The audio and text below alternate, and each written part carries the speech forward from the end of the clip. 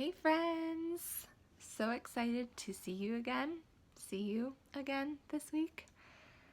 So last week we read in our Jesus Storybook Bible the story of Noah and God's promise, right? So Noah set out to build this giant ark in the middle of the desert where it never rains. And yet God told him there's going to be a flood, and his promise was that he would keep Noah and his family safe. And he did. And our story ended with a rainbow, which is just a constant reminder of God's promise to us, of God's love for us and his provision for us through his promise and through Jesus, right? So this week we're continuing on. We're going to be reading about a giant staircase to heaven, which some of you might be familiar with as the story of the Tower of Babel from Genesis chapter 11. So let's just dive right in. Noah and his family lived in the land, and his children had children, and those children had more children. And then those children had even more, well, you get the picture.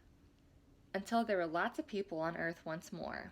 Now back then, everyone spoke exactly the same language, so you didn't need to learn Swahili or Japanese or anything because you could say hello to anyone, and they knew what you meant. One day everyone was talking and they came up with an idea. Let's build ourselves a beautiful city to live in. It can be our home and we'll be safe forever and ever. Then they had another idea, and let's build a really tall tower to reach up to heaven.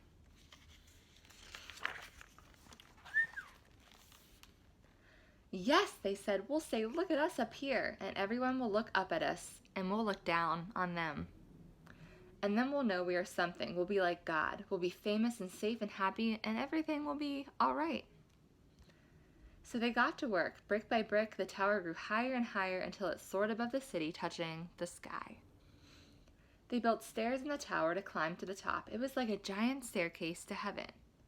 Look, they cheered, we're the ones. See what we can do with our very own hands. They were quite pleased with themselves. But God wasn't pleased with them. God could see what they were doing. They were trying to live without him, but God knew that wouldn't make them happy or safe or anything. If they kept on like this, they would only destroy themselves, and God loved them too much to let that happen. So he stopped their plans. One morning, they went to work as usual, but everything was different. God had given each person a completely different language. Suddenly, no one understood what anyone else was saying. Someone would say, "How do you do?" And the other person thought they said, "How ugly are you?" It wasn't funny. You could be saying something nice like, "Such a lovely morning," and get a punch in the nose because they thought you said, "Hush up, you're boring." You couldn't even say, "Pardon?" to check if you'd heard right because no one understood that word either. It wasn't easy to work together after that, as you can only imagine.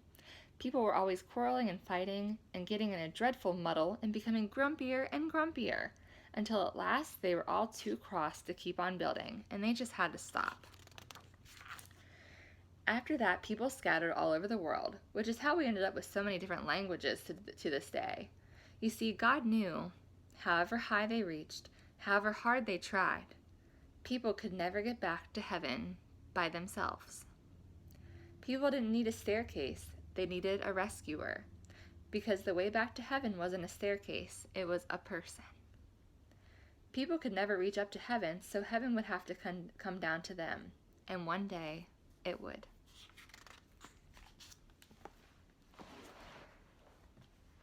I'm super excited to continue reading with you because the rescuer, that person that we're talking about, I'll let you in on a secret. It's Jesus. So thank you so much for joining me. I'm really excited to continue this time, and I cannot wait to worship and read and dance and cheer with you in person. Love you all so much.